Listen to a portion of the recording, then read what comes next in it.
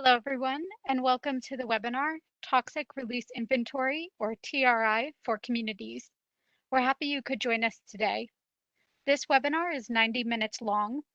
The first 45 minutes will be presentation, followed by 45 minutes of question and answer. Presenters from EPA will review the TRI Search and TRI Search Plus tools.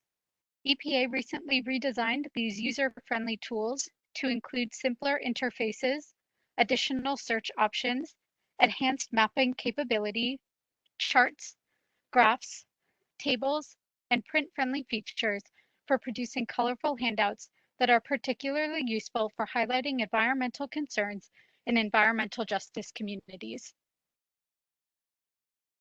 Before we get into the webinar presentation, I want to review a few software tips. First, there are 3 ways to connect with the audio today. You can either listen through your computer speakers, use the Call Me feature to receive an automated call from WebEx, or use the number posted on the webinar slide. All participant lines will be muted for the duration of the webinar, regardless of the audio method that you choose. I would also like to note that we are offering today's webinar in Spanish. Please use the link available in the chat box and the call-in information to access the Spanish event. You will need to stay connected to this event to view the slides and use the Q&A. However, you should either disconnect the English audio or turn your volume all the way down. Again, you can find more information in the chat box. We will be using 2 panels for today's webinar, the chat panel and the question and answer panel. We may be putting information like relevant links into the chat panel for easy access. Please note that you as attendees are not able to send messages using the chat menu. However, you can submit questions using the question and answer panel, which I'll explain more in a minute. Both panels can be found on the right-hand side of your screen. You may need to click the arrow next to the desired panel to expand and see all of the content. If for some reason one of the panels does not appear, navigate to the bottom right-hand corner of your screen and click on the panels that you are missing. You can also participate in today's webinar through questions and answers. Throughout the duration of the webinar, you can enter questions into the Q&A panel. However, we will not be answering questions until the Q&A session at the end of the webinar. When submitting questions, please select all panelists from the drop-down menu before hitting send, and this will ensure that all of the speakers see your question.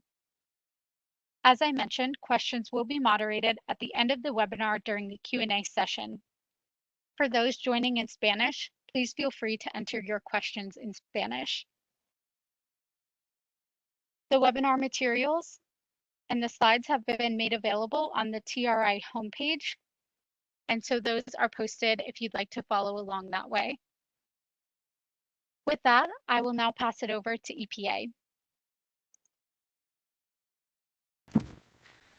Hi, everybody. Good afternoon or good morning, depending on where you are. This is Sarah Swenson. I am in the Toxics Release Inventory program at EPA, and I have been for 12 years now. And so today you're going to hear a little bit from me on some TRI background information, and also from my colleague Tina Guthrie, who will do a live demo of one of our tools and talk about a case study highlighting how TRI data can be used. And as Sarah said, these slides are available on the TRI program homepage, and that's www.epa.gov/TRI.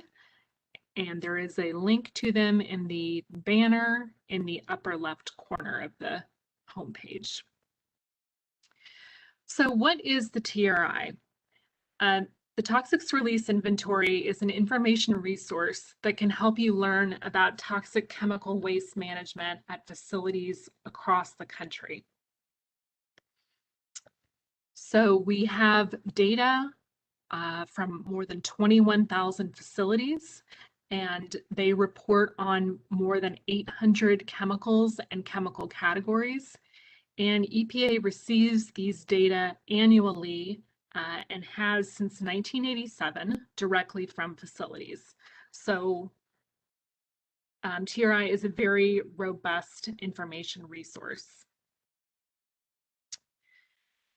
So it is the toxics release inventory, and TRI covers an important subset of chemicals used in commerce. In general, the chemicals on the TRI list are those that cause cancer or other chronic long-term human health effects, adverse acute human health effects, and significant adverse effects to the environment.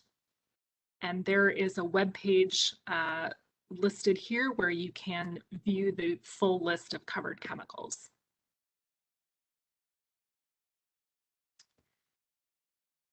So what facilities must report to the TRI program?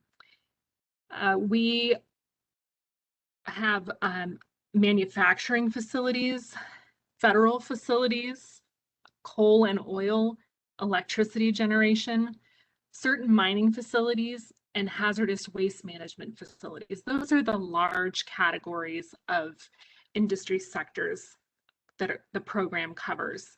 And there is a requirement that facilities must have 10 or more full-time employee equivalents in order to qualify to report.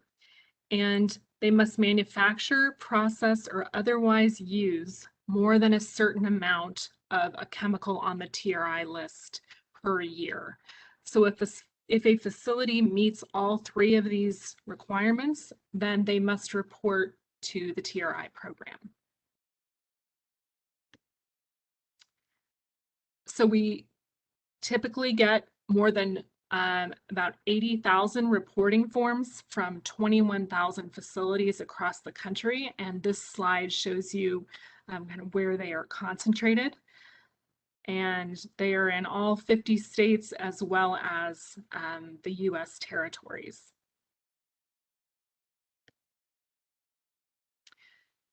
So the TRI has a lot of information in it, and facilities report on their releases of chemicals, so releases to air, water, and land that originate at the facility.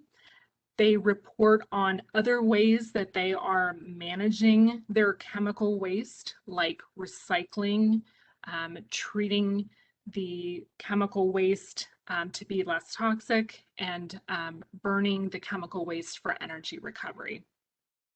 They also report on transfers of TRI chemicals in waste that is going off-site to other facilities for further waste management or disposal.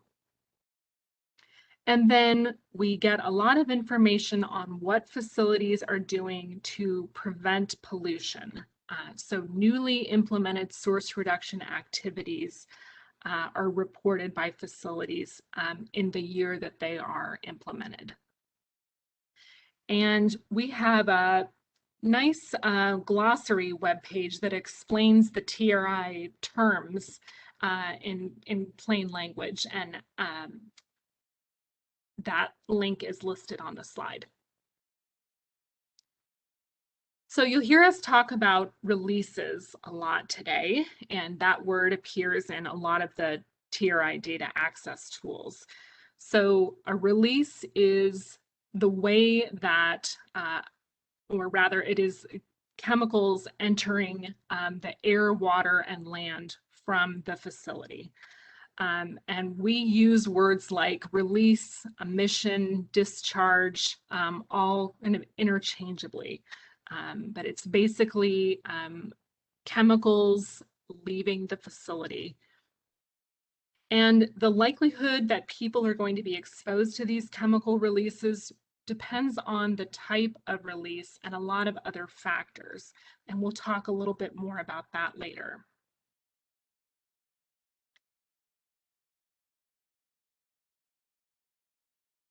So this slide gives you a little bit of an idea of what we mean when we're talking about releases and some of the other quantities that facilities report. So this is an air release up here, and we've got that's coming out of a facility smokestack. We've got some fugitive air releases over here that are escaping through a vent on the building. This number here is indicating chemicals that someone is cleaning up from a spill, and they're going into this drain and being transferred to a wastewater treatment facility. So that's an off-site transfer in TRI speak. And this pipe that's going into the river here is a water release or a surface water discharge. We have some recycling going on here, and we have some trucks getting ready to transfer chemical containing waste to another facility. And this diagram is on our website as well with some additional explanation. But this gives you a little bit of an idea of what some of these terms mean.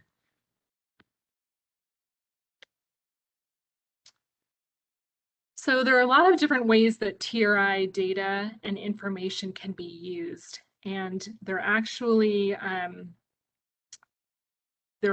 used by communities, researchers, facilities, government organizations. They're widely used, and we actually get emails from a lot of international users as well. So it is really a widely used resource.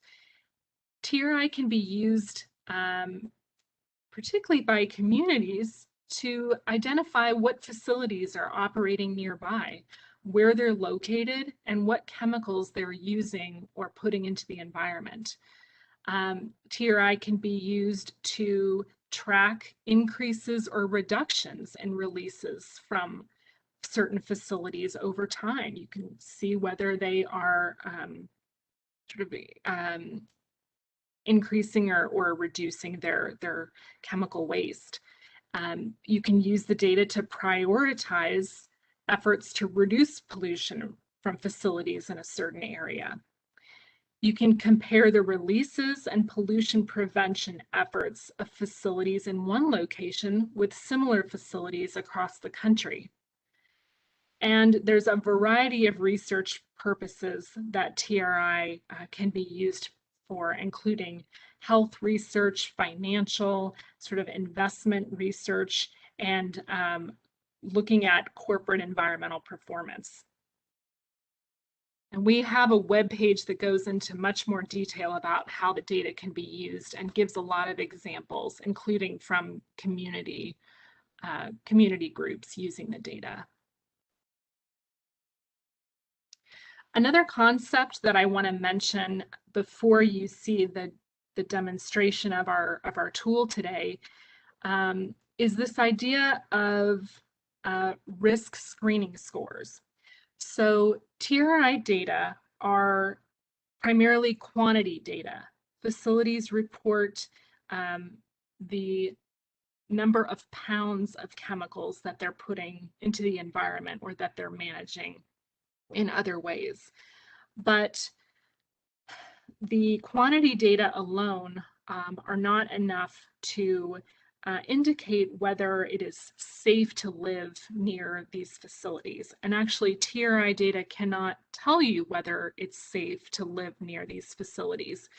But we have, EPA has a model called the Risk Screening Environmental Indicators Model, and it uses TRI data and a bunch of other information to account for not just the quantity of chemicals released, but also how toxic the chemicals are, where they end up, and how they move through the environment, and the number of people potentially exposed to the release. So the model generates these scores that can be used to help communities kind of identify and prioritize situations that might warrant further investigation. The scores can be compared to other scores to give like a relative sense of potential risk. And Tina is going to show you a little bit about that in the actual tool demonstration. But that's a really important concept, and these scores are a way that we try to make TRI data more meaningful, especially for communities. So there are a number of ways you can get TRI data, and we have created a web page called our Data and Tools page, and this lists all of the tools that we have, and they vary by the level of complexity, the type of output you're going to get when you use them, the amount of contextual information that we have added, and sort of the level of familiarity that you need to have with TRI and with database applications in order to use them. So Tina is going to be showing just one of the tools on this page, but there are many to choose from depending on what your information needs are. So I'm going to turn it over to Tina, and Tina is going to take you through a demo of one of our most user-friendly tools. Okay, thanks so much, Sarah. Yeah, my name is Tina Guthrie. I've been at the agency for, I think, 11 years now, and I've been with the TRI program for the last year, but I have been a user of the tools for a little bit longer than that. So let me share my screen. Okay.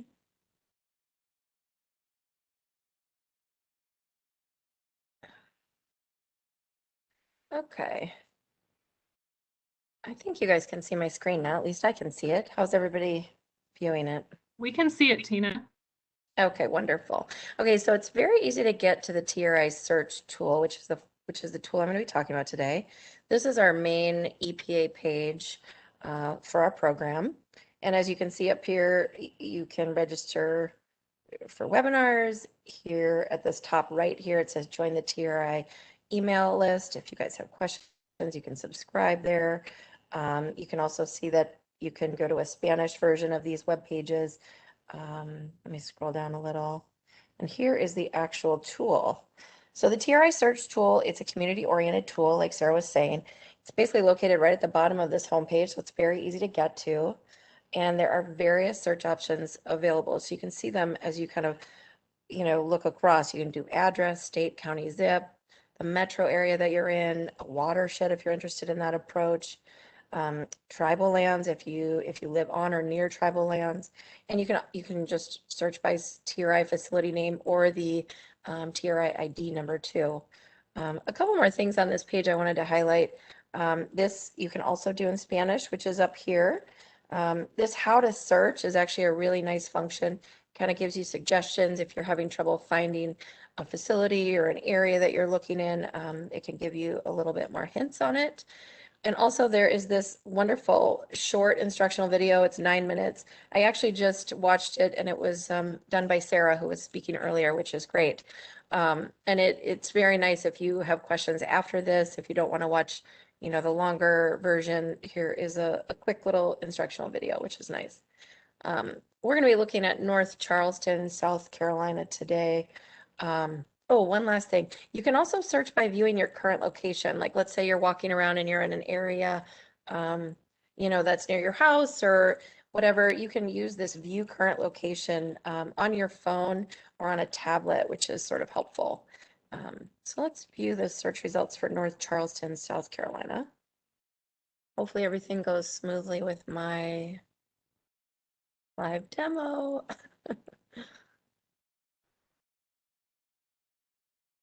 Still loading. It looks like it's trying to come up. I do have a little bit of a storm in my neighborhood right now, so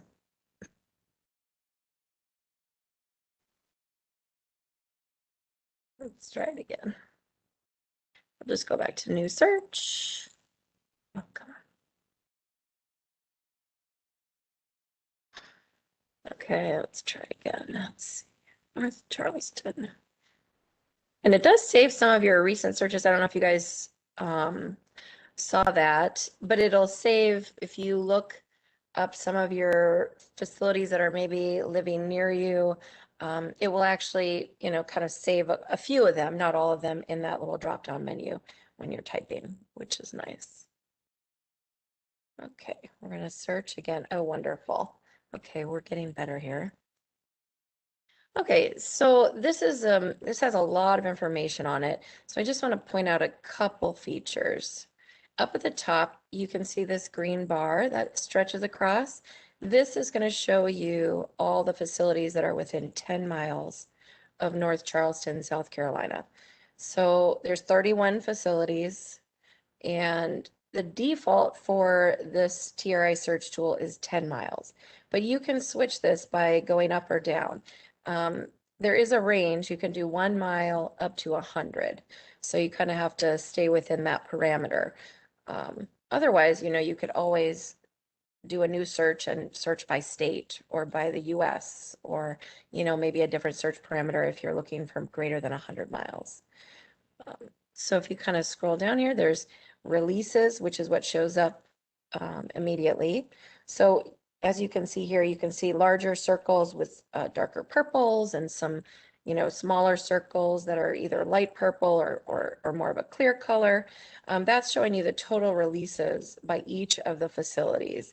And so you can see here in the legend, the larger, darker purple circles are going to have higher releases, and the smaller ones will have, you know, less, obviously.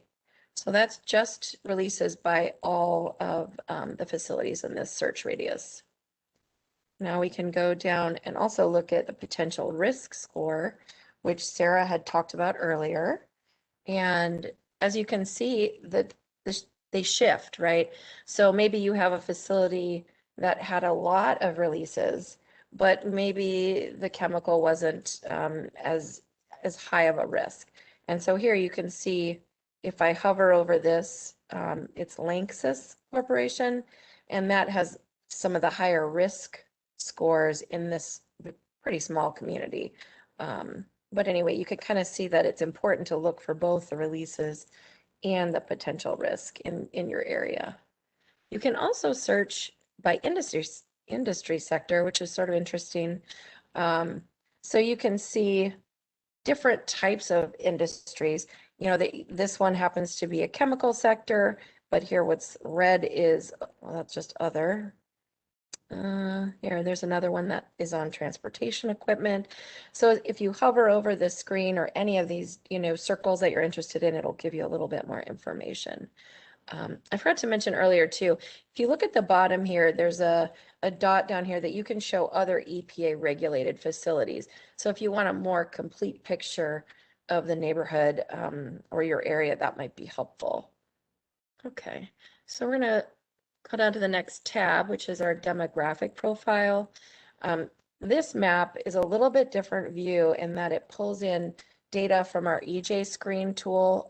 It's an EPA tool that shows just different demographic indicators as an overlay. The default, again, is still going to be your 10 miles. And right now we're on demographic index, and that's the first one shown. I just want to note that if you click on these, it actually shows you the definition for each of them. So demographic index is the average of low income and people of color. So it shows you the next two ones together, essentially, if that's something that you're looking for. So like Lanxess Corporation is pretty close to some, you know, areas that are the darker sort of red. So that means that the demographic index is showing you that there's a high population for people of color and potentially of low income as well. And again, you can do this by both RISI score or risk score and by releases. So you have that option there too. Let me just scroll down. There you go. And next, we're going to look at the facility summary. So this is going to show you all 31. It's going to show you just kind of a nice print-friendly report for your area. If you only wanted one facility, it would just show you one facility's data, which can be helpful. You just scroll down and show you. It includes the map. It includes the top 10 facilities based on disposal or releases. And again, if you hover over any of these bars, it'll show you the individual, types of releases. This one is obviously showing the most in this first facility, which is a paper and packaging corporation. Most of the releases are to air, which just happens to be for that facility. So if you scroll down, you get some nice little maps that you can print off. So that's kind of it's a handy feature. Let me scroll back up. Again, here is the top 10 facilities. If you just want that as a screenshot for something. And here is the facility comparison table, which is very helpful. This is one of the areas where you can also download your list. It basically defaults to the RISI score as the highest. It goes from high to low, essentially based on RISI score. That's the default. Over here, you can link to the EJ screen, and it will give you a full EJ report for that facility. And anyway, you can sort and do whatever you like for this. And again, these are all print friendly and downloaded. It's downloadable. Okay, let me keep going here. So this will tell you the releases for all of the 31 facilities. And if you ever kind of forget, what you're searching for, just remember to go back up to this bar up here, because it's going to stick with your search the whole way down when you're clicking on releases or waste manage or pollution prevention until you select maybe an individual facility, which again, that will show up top on that screen bar. So here is, these are the releases for those facilities. And right now you can kind of see methanol is the highest released chemical for all 31 facilities. You can also look by trend, by media, and by year. This is really helpful for your area to see, what this kind of, to me, looks like it's about even. I mean, they've had some up and down years, but overall it looks pretty similar. The other nice thing on this page or this tab is that you can also select if you just want air or water or land releases, you can click on that and it will also allow you to print or download that information. Okay, so this is again waste managed. And you can do that by both by chemical and by trend. We're going to go down to the pollution prevention page. This is kind of nice to see. I actually started in the pollution prevention program, so I always like to see that there's been some source reduction activities, and this one looks like there's been 8. So it shows you that by chemical and by trend again. Let's select risk again. So coming back to the risk idea that Sarah had introduced previously, this is a nice option because it shows you the total releases versus what the risk score is for that area.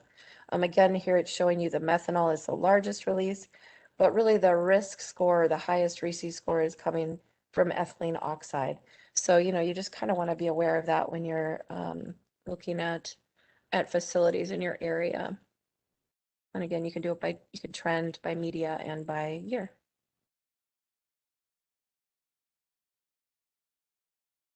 This is very nice. It shows you just the definitions and the health effects based on the different chemicals that are being used by these facilities. And you can see them on the far right. And again, the default is going to be by the highest risk score for this. You may also want to know, what kind of compliance and enforcement action is going on with these facilities in your area. Here are several. And as you can see, not all of them are captured by other legislation, if you will. So like this Allied Aviation Fueling of South Carolina, they're not really reporting under the Clean Air or Clean Water or RCRA, but they do have an ECHO report. So if you are interested in seeing what their report is, you can click there and it goes into our ECHO database.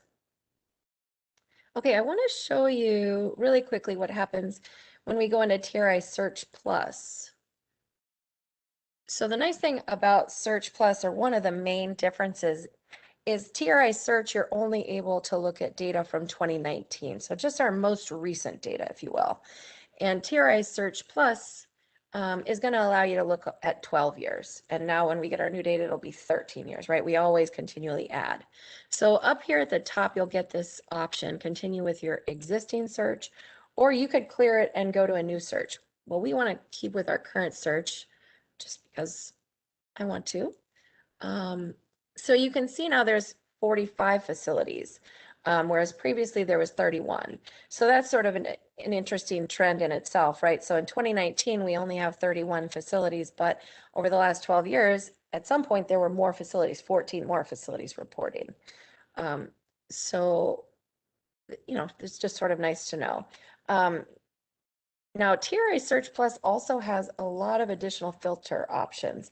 So like I said, you can do reporting year. So you can click on any of these, or let's say you just want 3 years. You would check 2019, 2018, and 2017, and then select this little green check up here just to make sure. Oops, let me go back. You can also search by EPA region, by state, which you could do from TRI Search. You can do areas. Here's one that's, you know, near US-Mexico border. You can do chemical groups, which is an interesting feature. So like all of our TSCA work plans are an option. So there's a lot of different features in this kind of newer tool that we're working with. I want to show you, there's a couple different things. Under facility summary, might take a minute to download, but there's just additional maps, which is nice.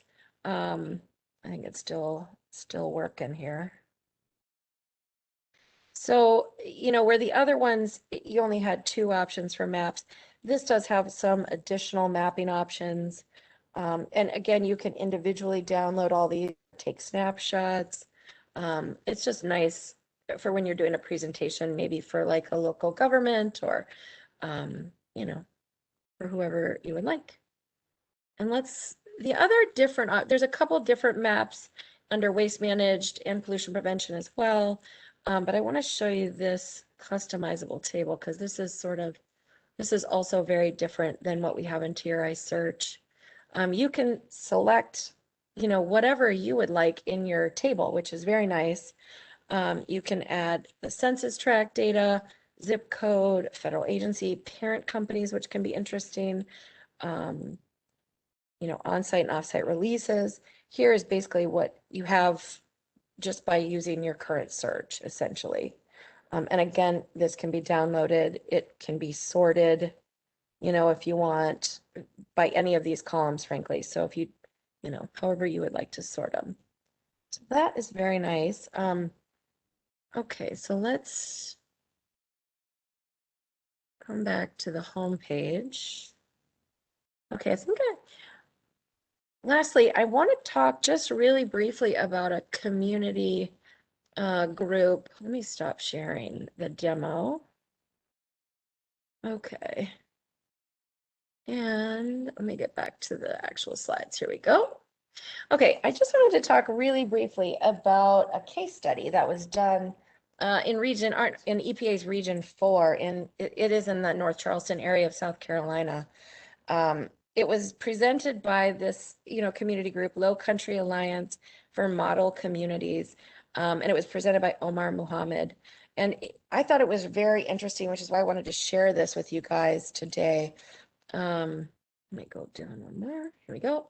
So this is a map that they created themselves using EJ screen data and TRI data. So the red, you know, diamonds that you see are TRI facilities, and they've actually created a different legend than we use in our TRI map, which was, you know, kind of nice that they've made it their own. As you can see down here in the legend, it might be a little small for you guys to see, but basically the you know, the more red, or the from blue to red, is basically from low to higher population of people of color. They created these maps, you know, using TRI data, but also they've added some additional data sets, which is kind of interesting. I'll show you that in a second. But The intended use for the data was basically to inform their city's comprehensive plan and their port mitigation plan, which I thought was really an interesting way to look at this data. Let me go to the next here. Okay, so this was also just a map I included that they had, which I thought was nice because it kind of shows you all the other, maybe air emissions that might be coming into the area as well. So you've obviously got interstate traffic, you've got train tracks because we're near a port, you've got a container facility that could provide, or that might have additional emissions. Here, LAMP-C actually also overlaid over the TRI data leaking underground storage tank locations. They were worried about that just as a local community. They can also add, brownfield locations or other data sets that they're interested in. This is basically they've created their entire database called EJ Radar. So this was not done by EPA, but it was done by this local organization. But the basis for it was TRI and EJ data. It allowed them to basically add additional layers that maybe we didn't have as well. So it adds grocery stores, restaurants, hospitals, brownfields, and Superfund sites. Their concerns, their local concerns were lack of healthcare. Obviously, they have access, if there's food deserts, do they have access to healthy food options? They were also interested in Superfund sites in their area and heavy metal deposits from some of the facilities in the area. So here's just some nice pictures that they provided.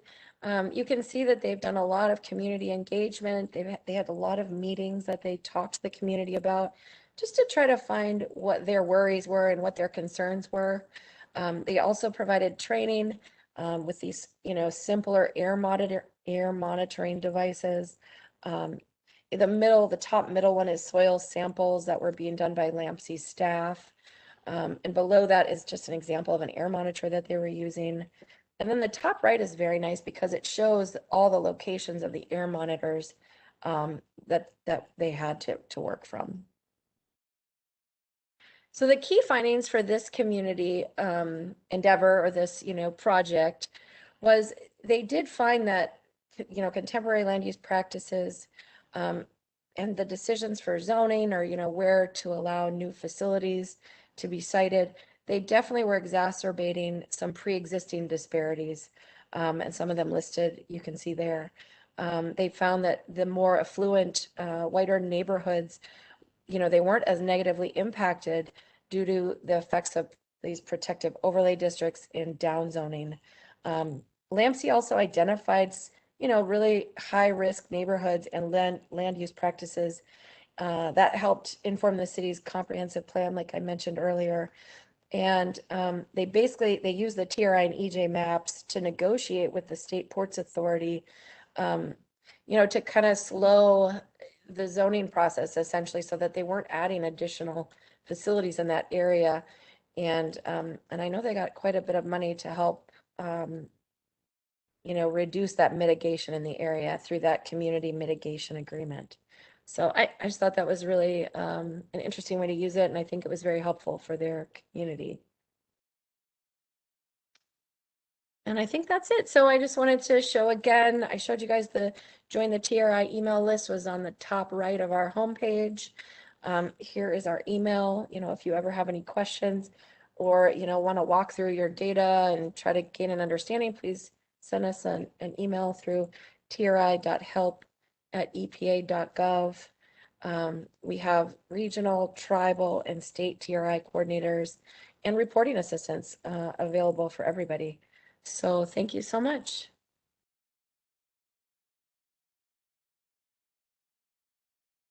Great, thank you. We will now move into our question and answer session, which will last until 3:30 p.m. Eastern. As a reminder, you can submit questions using the question and answer box. And please remember to send your questions to all panelists. I will read the questions aloud, and then members of the TRI team will unmute themselves to answer these questions verbally. We will start with the questions in English and then move to any questions that have come in Spanish. So I'll start at the top of our list. The first question is asking if it's possible to export TRI data to Excel.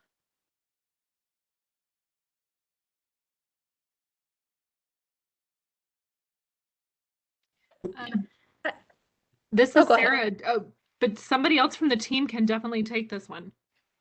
Hey, Sarah, Steve Whitkin here with the TRI program. Um, yes, you can. It doesn't directly send to Excel. We download it as a spreadsheet.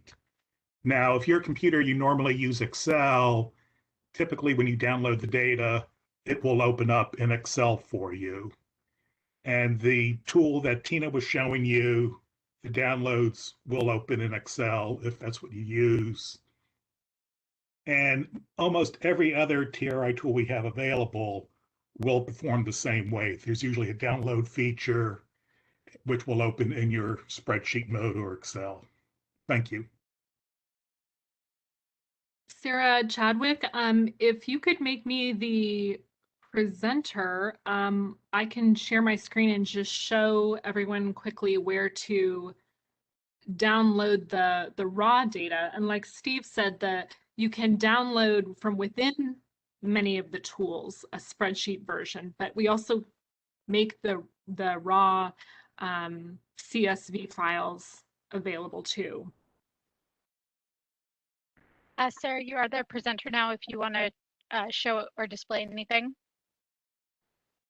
Okay, thank you. Let me just, can everyone see my screen? Yes, we can. Okay, so this is our data and tools page that I mentioned earlier. And we have what we call basic and basic plus downloadable files. And they are down here under data and tools for customized and advanced analysis. So the basic data files is a subset of what facilities report. It's sort of our most requested data elements from the reporting form, the ones that people really want to use and ask us for most often. And then we have the basic plus, which is basically everything from the reporting forms. So these will load right into a spreadsheet program like Excel. So this is how you can get the sort of all the raw data in one export, basically.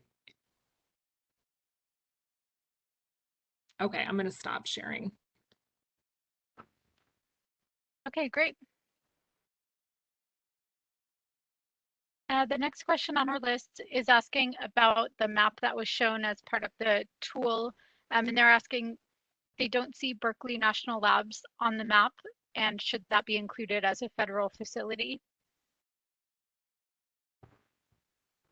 This is Caitlin. I'll jump in, at least start a response to this question. That's a good question, and I cannot speak specifically about Berkeley National Labs, but in general, with the federal facilities, while federal facilities are required to report to TRI regardless of their industrial sector or industrial type of industrial operations, they do still have to meet the TRI reporting criteria for manufacturing, processing, or using above a threshold amount of a listed TRI chemical. So a federal facility that does not hit that threshold for listed TRI chemicals or isn't using or manufacturing or processing listed TRI chemicals would not fall under that reporting requirement. So that could be a reason why a federal facility isn't reporting to TRI.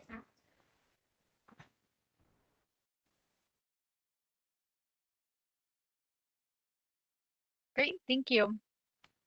Moving down our list of questions, the next attendee is asking if you could share how the RISU score is calculated.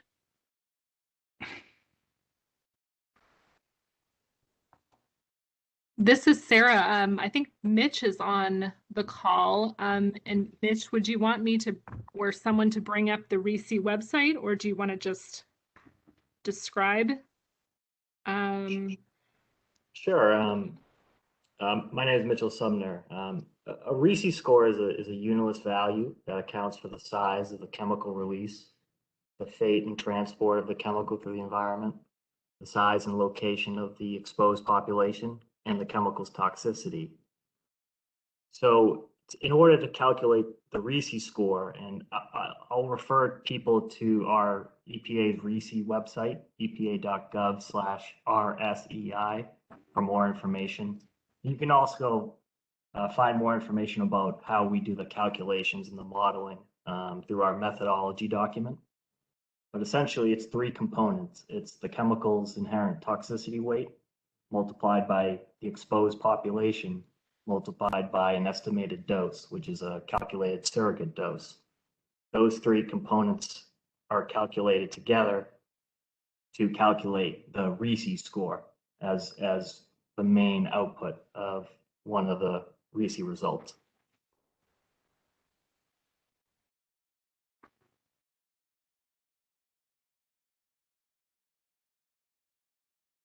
Great, thank you.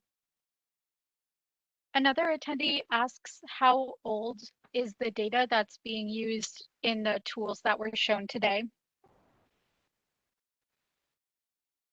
This is Tina Guthrie. The initial TRI search tool was just the data from 2019, and then TRI Search Plus, which we clicked on to sort of, get into that bigger screen, is for 12 years of data. So I think it's 2007 to 2019. So you can do multiple years.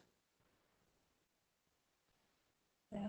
And I'll add to what Tina said that TRI data go back to 1987. And so while we included the most recent 12 years of data in the TRI Search Plus tool, you can get all years of data in some of our other tools, such as I believe TRI Explorer. You can also go to our downloadable data files and download data from any or all years of TRI reporting. Great, and we've gotten a few other questions about the data included in the tools as well. A related question of how often the data are updated.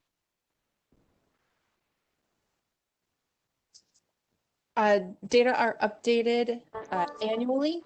The TRI facilities are required to report each year by July 1st. And so each year we publish the most recent year of TRI data. And as part of that annual reporting cycle, facilities also have the ability to not just report the new year of data, but to make any revisions to previous years of reporting. And so each update to the TRI data set may very well include revisions and updates to previous years as well as the most recent year. Great, and another attendee again about the data is asking if EPA has been collecting data from 1987, why is only the last 13 years available in the TRI Plus tool?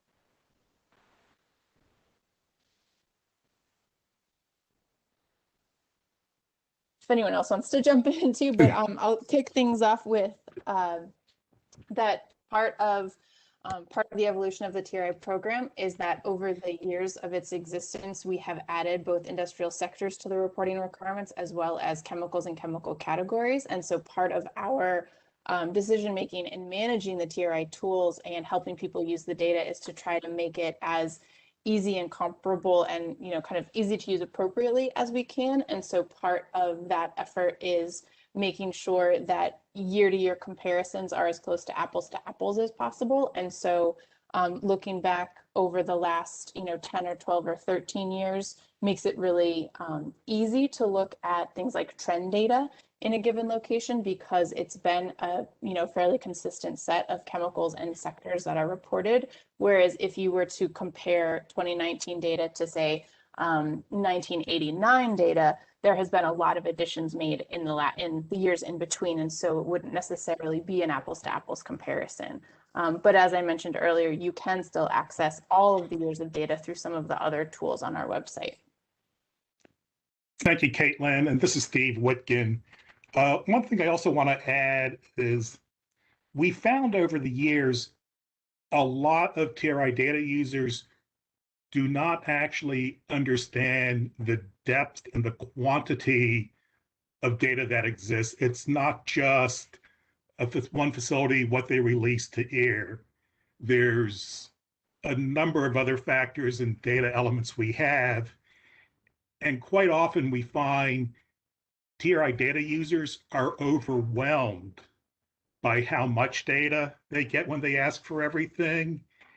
And that actually typically people start going off course from what their original intent was.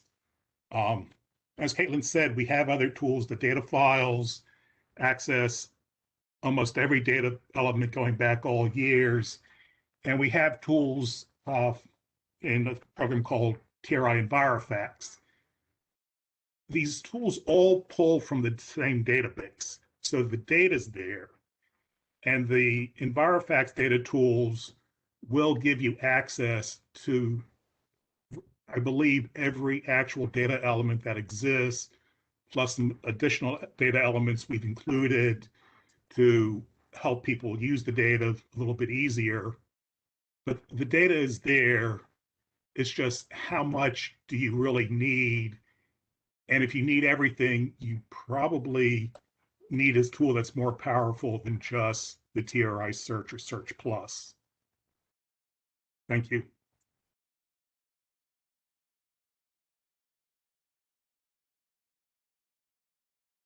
Great, thank you. That's very helpful information. Another question that we have on the data itself is, are PFAS included in the data shown in the tools?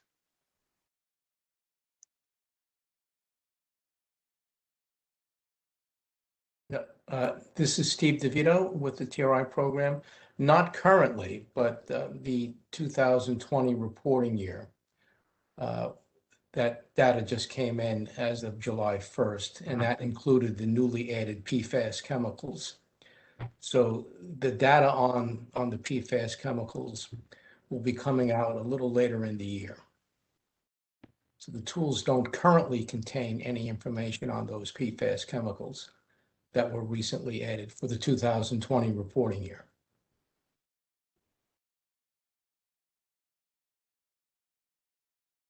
Great, thank you.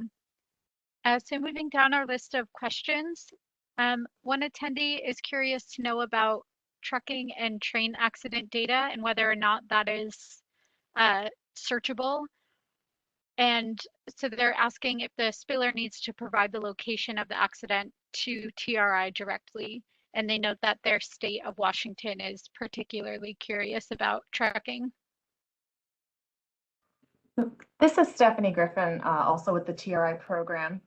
I'll admit that for data on trucking or train accident releases, TRI will not be the ideal data set. It's possible some releases associated with an accident like that would be included in the data set, but that's only if that accident happened, within the bounds of a TRI facility.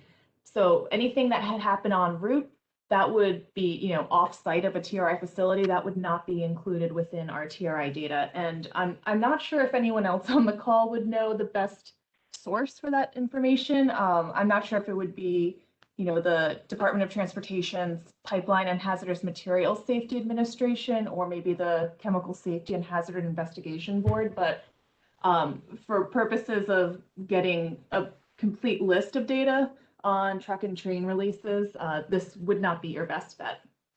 I also did want to point out real quick that one caveat with interpreting TRI data is that, as Caitlin and Tina mentioned earlier, this is an annual reporting, so it does not show up real time. So assuming, an accident release is something that is, you want to report real time, this again would not be the ideal source for that information.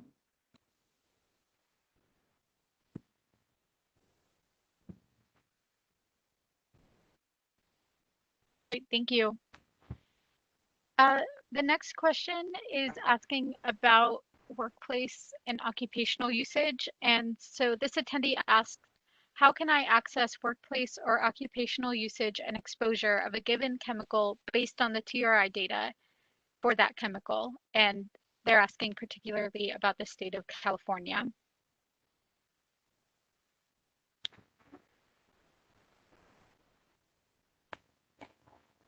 So this is Steve DeVito. Could you repeat the question? So the question is asking how can the TRI data set be used to identify or assess occupational exposure or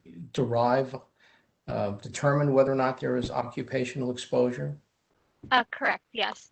They're particularly asking about assessing and accessing workplace exposure. The TRI reporting doesn't involve exposure information, occupational exposure information, number of workers exposed. It doesn't contain any of that information. I believe the chemical data reporting information includes that. I'm not sure. It's called CDR data and it's reported under Section 8 of the Toxic Substances Control Act. I believe that that data set might have some of that information, but not TRI.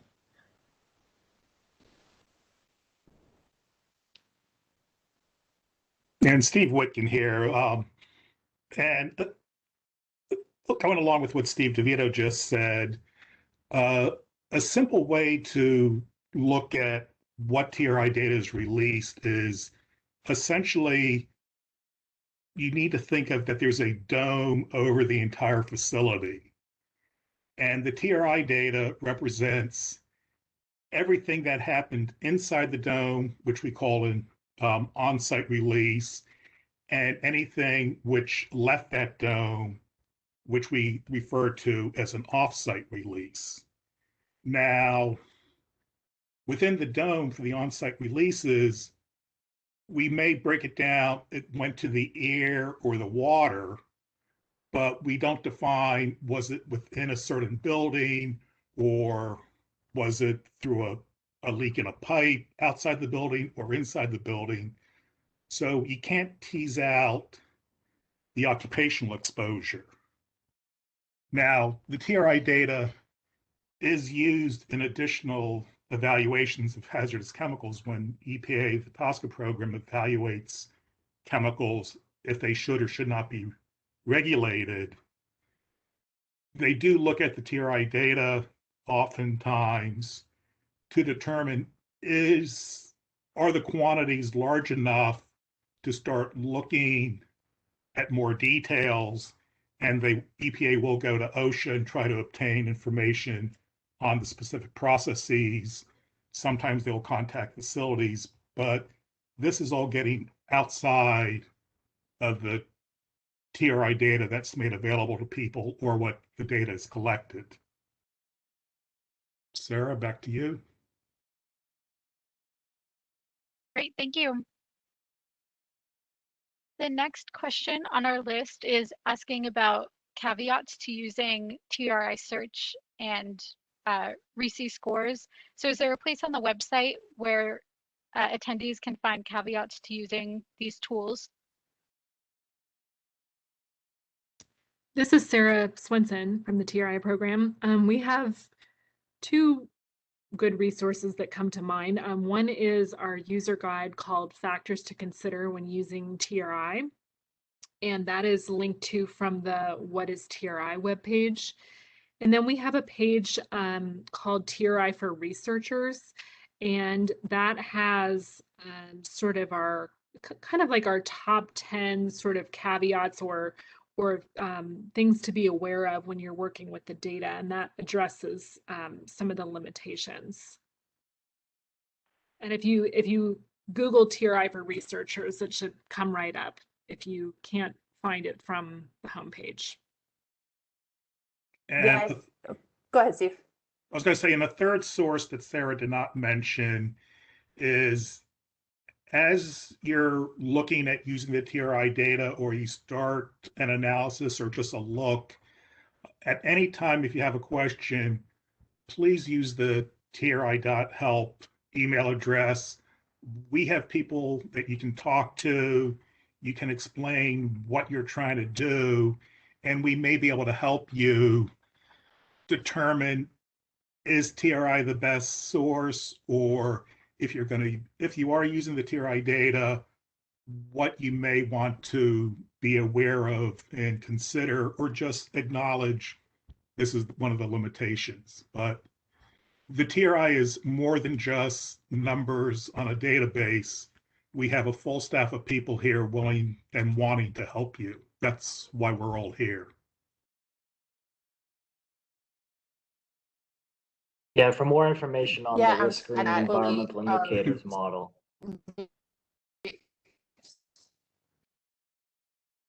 you can please, we would refer you to the RISI website. Has a lot of good information about the caveats of using RISI results, as well as the RISI methodology document for more information. Caitlin, you want to add something?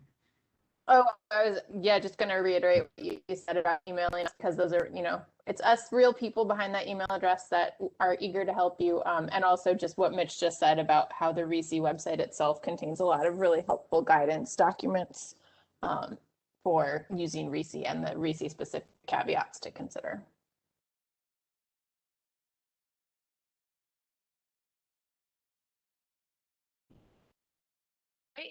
We'll move on to our next question, and this one is about using the tool. They ask, when searching for state data and comparing the RISI scores, is it best to use RISI score by chemical and then download the data from there? So I think any clarity you can give on how to compare state data pertaining to RISI scores. Yeah, this is Tina. I wonder if you can let me share my screen real quick. I was just going to show them what I just did as a quick search. Sure.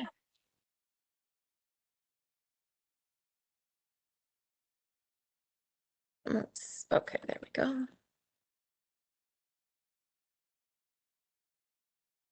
Okay, so I selected, the state of California. Now I'm in the Search Plus tool. So I'm in all the years since 2007. And I just selected arsenic for no particular reason. It just happened to be towards the top. And now I'm in the releases tab on the left-hand side. And I selected by chemical as the question came up. Oh, let me go down to risk. Hold on. So we can do by risk down here. Sorry, I was trying to have this ready for you. So here they're all coming up. So I think, your question is interesting. I think it depends on what you're looking for, but here you can see, you can compare the total releases. Obviously, I only selected one chemical, not several, which you could do if you're interested in you might want to start with a specific facility and see, okay, gosh, they've had, they report on 5 of these chemicals. And so you might actually want to put all 5 chemicals on here and then look at the potential risk. So you can see not only the releases by media and year, but by RISI score. This very first tab here, compare TRI total releases versus RISI, is kind of nice because it shows you both. So you can see as we scroll down by media, by year, and by chemical. But if you look at chemical only, this is also nice. Oh, it's taken a little bit of time, sorry. You can still also download both of these charts, but they're all individual. If you do it by chemical, you can only download this small little chart. Let's see. So if you go to the summary table, you might be able to find a little bit more information and also download all the facilities, the chemicals, and you can actually add them here too, which is interesting. And then download all of that data as well. Hopefully that answered your question. I think it depends on what you're looking for as an outcome. So sometimes it's hard for me to say what's the best or the easiest way to do it for you. But like they said, if you have any questions, please just send us a follow-up email if I didn't answer it.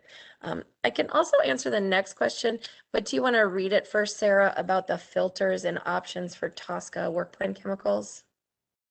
Sure, I can do that. So this question is asking about the TSCA work plan filter that's in the TRI Search Plus tool. And they're asking specifically if EPA plans on updating the filter to include priority chemicals undergoing risk analysis. So for example, the first 10 and next 20 high priority substances. Yeah, that's a great question. I just wanted to show people on the filter again, just to make sure they know you can select this info button next to the Tosca work plan chemicals, so you can actually get to what those chemicals are. Right up top, there's a link to it and a link to the list as well. We have not decided that we're going to add the next 10 or the next 20 as a search option, search option. But, I think that's a really interesting idea. And so we'll bring it back to the team and see what we can do. Thank you for that.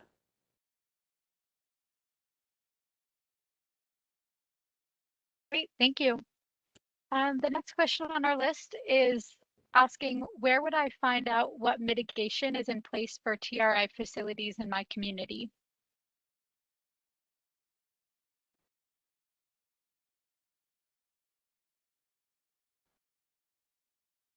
So is the question asking what steps have been taken to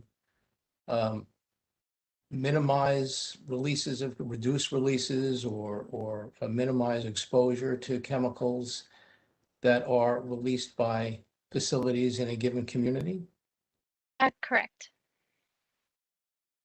Well, the TRI would not be the TRI homepage would not be a good source for that information, although we do have some examples of in various parts of our homepage where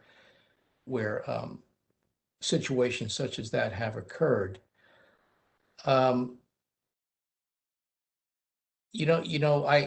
don't know what the best source of information would be. One good source, I guess, is just to contact the organization itself and just ask the question, the public contact, has your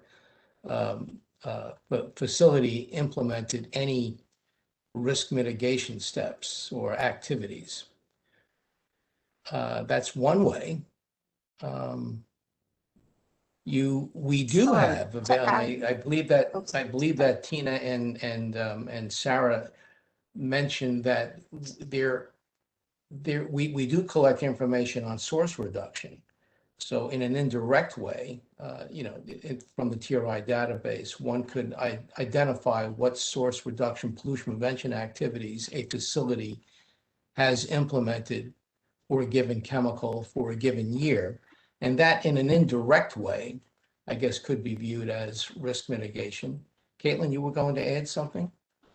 Oh, yeah, I was just going to add a mention of our pollution prevention or P2 information resources that are a little bit deeper into the TRI web universe than right on the homepage, but it might not be exactly. So when you say mitigation, I'm not sure if you're referring to mitigating the impacts of releases or a sort of broader interpretation of preventing releases from happening.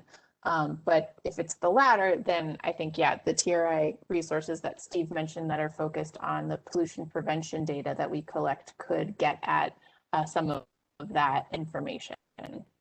Whole TRI P2 area of the website to dig into with a lot of great information there.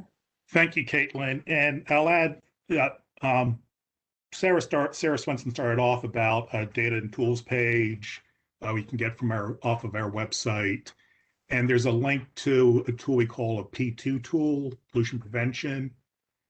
And in addition to what you can pull out from that page of what's happening, what are companies in your area doing to reduce the releases of TRI chemicals, you can also use that tool to find what are other companies in the same industry doing,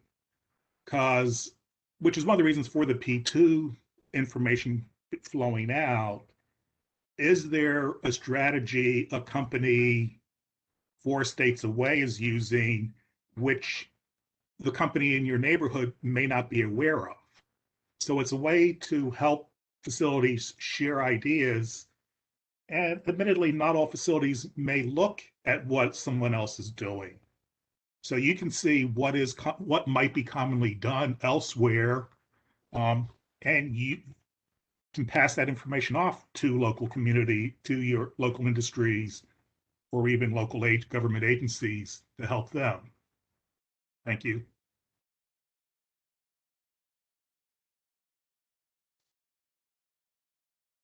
Great, thank you. It looks like the questions have slowed down, so feel free to enter more questions into the Q&A box if you have them. I'm going to move on to the next question on our list at the moment, which is asking about health impacts and where it might be possible to get information about health impacts from TRI chemicals. This is Sarah Swenson from the TRI program. Maybe Tina can pull the tool back up. Tina, if you want to show people that part of the search results where they can see a list of health impacts associated with the chemicals being released. I'm trying to share my screen. Let's see if it's doing this. Okay, Tina's trying to get the screen up. I'll mention that's an excellent question. And with the TRI database, we have added a fair amount of additional contextual information. And one of the data elements we've added is a list of health effects, and we associate each chemical what health effects may be applicable. So if you're doing more additional deeper dives in some of our other tools, you can pull that information up, and Tina has it up now in the TRI search program, and I'll pass it off to you now, Tina. Yeah, this was just the search that I'd done for the state of California, and I had clicked on arsenic. And this is what we have in the actual TRI tool. It does give you health effects and the definitions of, what might happen. I think there was actually more to that question, but this is how you get there. It's just this in the TRI Search Plus, and it's potential health effects on that left-hand side. This is Sarah again. That's also in the TRI search tool too. Okay, do you want me to go back to that too? Oh, that's okay, Tina. It's in the same Okay. place. It's in one of the blue tabs. Okay, And I'd great. also add that the ATSDR Tox Facts series is a really good source for this kind of information, and a lot of their chemical fact sheets that talk about health effects are available in Spanish and possibly other languages too. And they spell it TOXFAQS. If you Google Tox Facts, you will find that, but they have a really nice series of fact sheets. Does anybody on the team want to take the second part of that question about air monitoring data versus TRI air releases? Before we jump into that, I just wanted to build, Sarah, on what you said regarding a resource for health impacts from toxic chemicals. In addition to the ATSDR website you mentioned, they also have a website called the Toxic Substances Portal on the ATSDR website. And I put the link to it as a response to that question, where you can find an A to Z index of all of the chemicals that they have in this portal. And then an extensive list of potential health impacts. So it's a nice, easy way to search as well. And Caitlin, I'll add one more item. A TRI tool which is not used by the general public and a lot of data researchers typically is a tool we call TRI chip. It's a chemical hazard. I forget what the I stands for, profile. It's, I think, chemical hazard information profile. TriChip was designed primarily for toxicologists, epidemiologists. It is very into the weeds on the chemical hazard assessment side, and you can actually search that by the hazard endpoint, and it will then come back with the list of the TRI chemicals, and it includes links to all the original references of how the hazard was determined.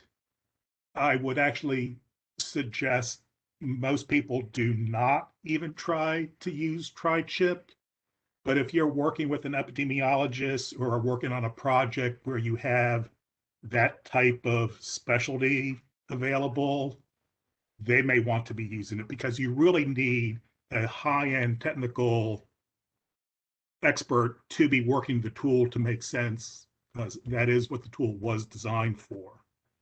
And again, that tool is listed on our page of all the TRI tools.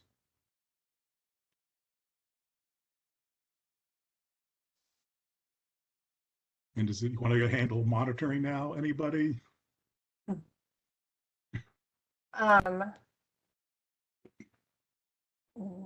Want me to handle it, Caitlin?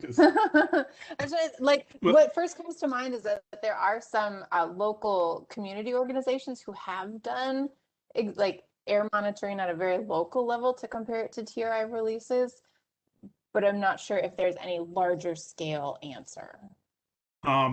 A big problem with TRI monitoring, and I've looked into it trying to get a more time relevant breakdown of TRI releases. Very few monitors actually monitor the TRI chemicals. When it is done, it's usually done at a local level to address a specific concern. So the TRI data is a start, but when you get to, and if that start leads you, an organization to suspect, is this one facility exceeding releases? What are the hazards? Then you start getting down to the very tailored, specific monitoring, specific monitors in specific locations to start using. And there's not a lot of overlap in most monitors. Now, one thing I will add with monitoring, a lot of the reported TRI releases, when a company provides their release data to us, they have to also identify how they determined what that they came up with that number. A company can look at their purchase requisitions, how much of a chemical did they buy, and subtract how much did they put into a product, assuming the rest was then released to the environment. They can also do engineering estimates. A lot of companies have air monitors in their stacks or in their process flow, and that's actually the easiest way for companies to add up specific flow rates and the air monitoring.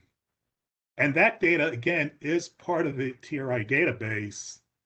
So if you went to a tool like some of the EnviroFacts tools, you can get to that level of detail if a company, they estimated their releases based on a monitor within the facility. So, but the monitors in a community is not a very good match or a way to compare TRI to community monitors. The companies internally do use monitors and will tell us when they do. Back to you, Caitlin or Sarah. Thanks, Steve. I think there was a question about, sorry, I'm scrolling through now, but it was something about how a facility could report to TRI, but list 0 pounds of a release for a given chemical. Sorry if I am paraphrasing that. Sure. So is the question? Yeah, but so the question is, like, if a facility trips reporting requirements, how can they report 0 pounds of release? And one potential explanation is that what trips a facility to be required to report to TRI is the quantity of a chemical that they manufacture, process, or otherwise use, not a quantity that they release. And so depending on the type of operation going on, or how efficient their operations are, what kind of system they're using, it is certainly feasible that a facility might be manufacturing or processing or using above that threshold quantity of a TRI chemical, but not actually releasing or creating waste out of any of that quantity. Thanks, Caitlin. And this also comes back to one of the earlier questions, some of the caveats with the data. And again, also downloading into Excel spreadsheets. There is a users who use a lot of spreadsheets. There's a common problem of if you can leave something blank or if there has to be a number there. And this comes in cases where you have a column, and if there's a lot of blanks, sometimes the software you're using cannot add numbers and blanks. So companies, when they report, they do tell us if a piece of data is not applicable or if it was zero.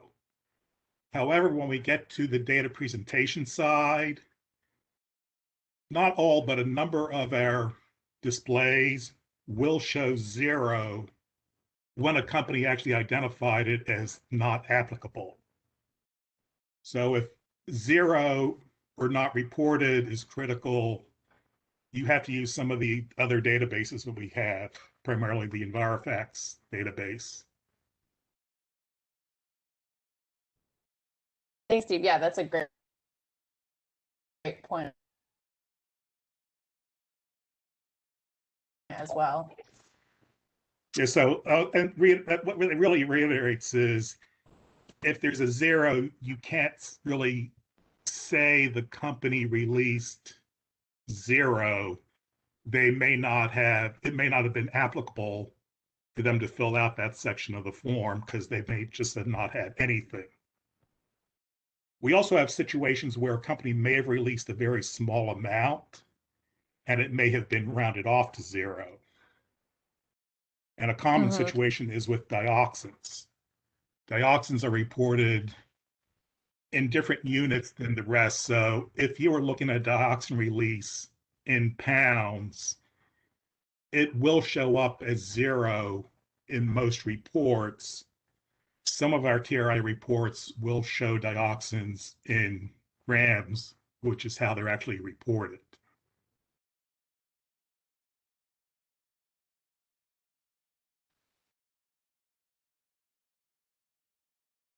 Great, thank you. I think most of our questions have been answered either in writing or verbally.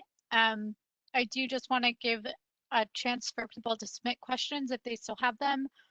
And I will also pass it back over to the EPA team if they have any closing remarks that they'd like to make.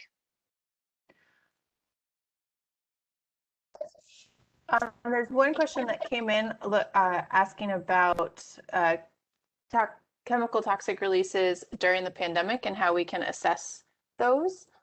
That's a great question, and I'm going to kick this down the road a little bit because our calendar year 2020 data was just submitted to EPA by the July 1st deadline, and so we will be releasing that the new data set to the public later this month, and updating all of our tools and things with the 2020 data throughout this year. And trying to see if there have been impacts from the pandemic that we notice in the 2020 data is certainly something we are looking forward to. And so stay tuned on that. And we will also be looking at potential impacts of the pandemic for things like the 2020 TRI national analysis that will be published early next calendar year.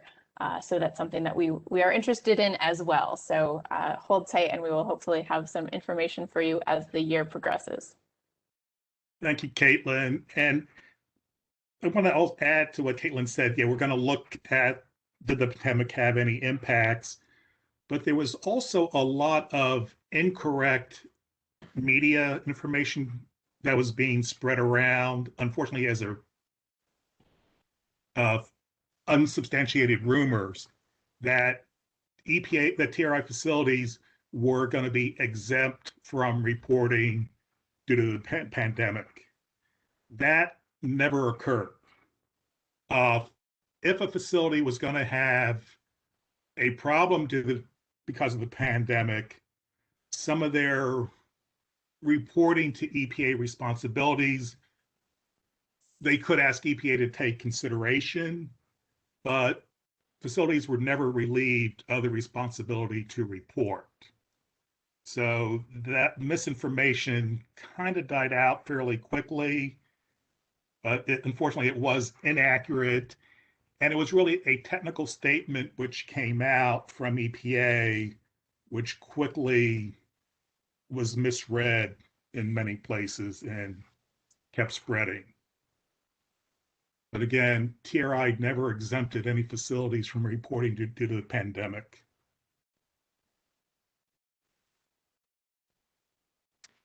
Thanks, Steve and Caitlin. This is Sarah. Does anyone on the team have any suggestions for,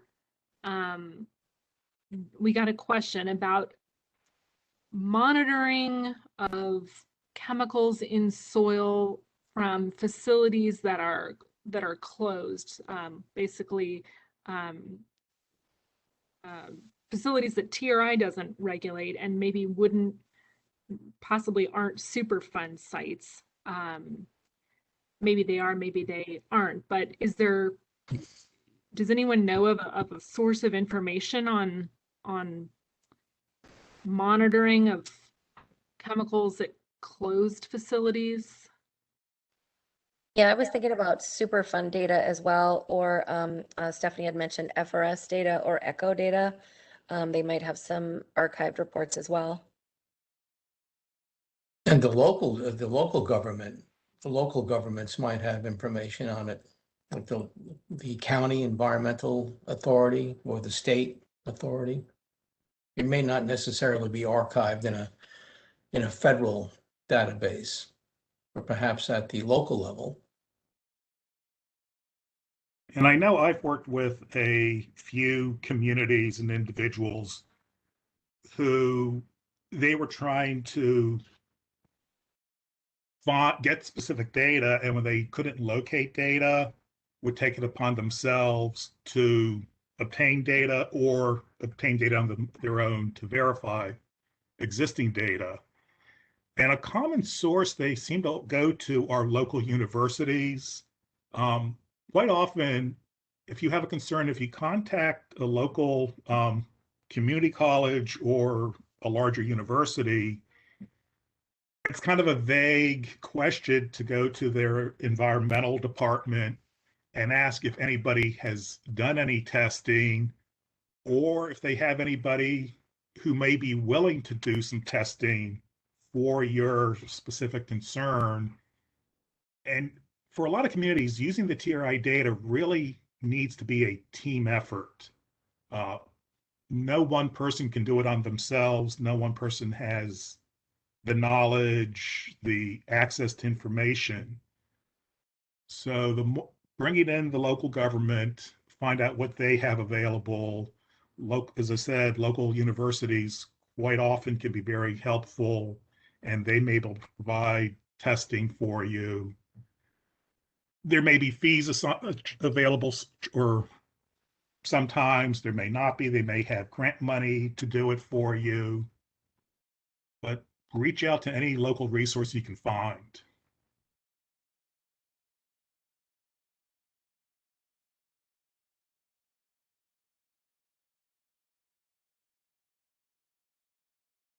Great, thank you. Anyone else from the EPA team want to add to that?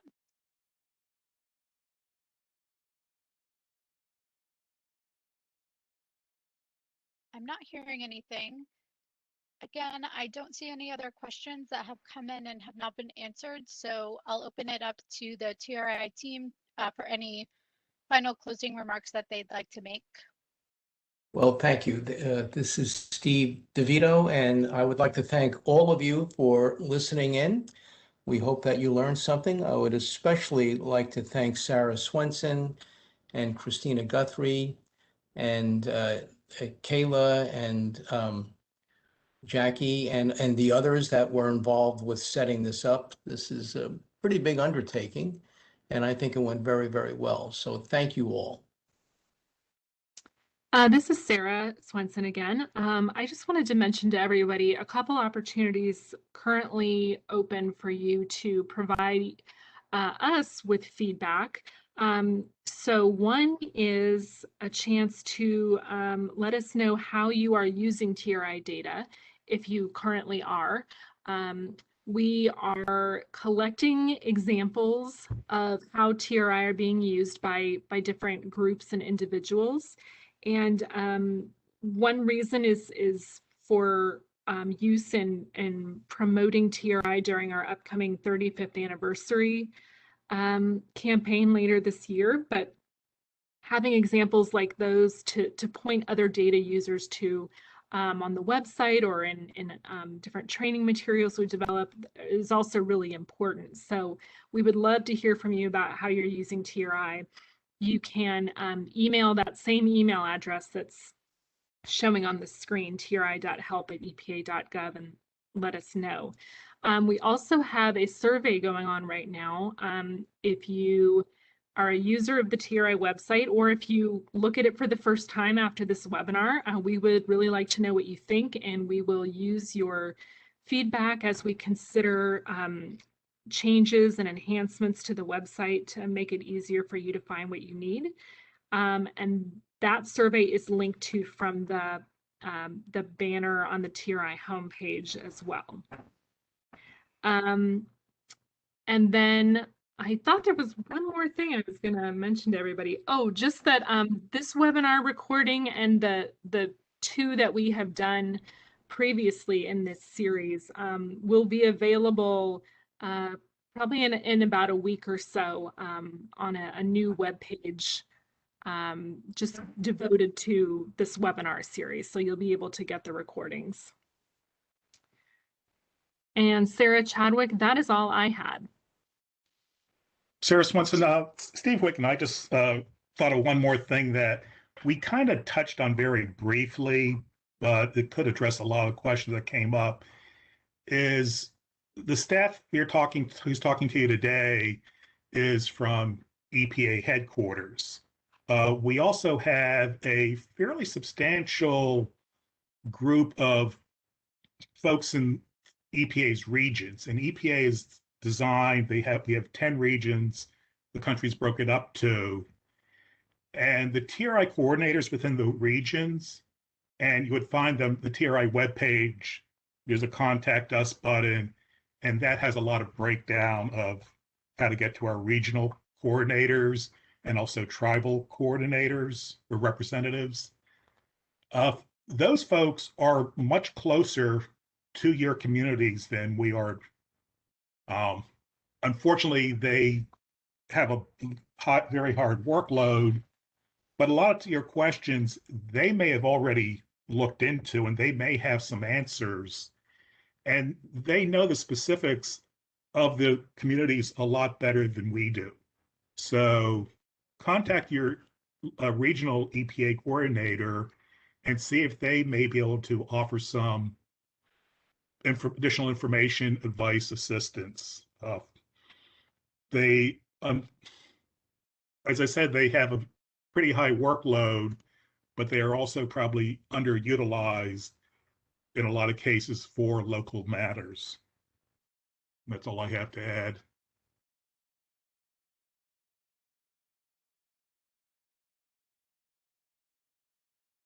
Great, thank you. Again, I don't see any other questions that haven't been answered in writing or verbally. And if there's nothing else from the EPA team, I just want to thank everyone for joining today, both in English and Spanish. And again, the materials, the slides are already on the website, and this meeting was recorded. Again, thank you everyone for joining, and you may now disconnect.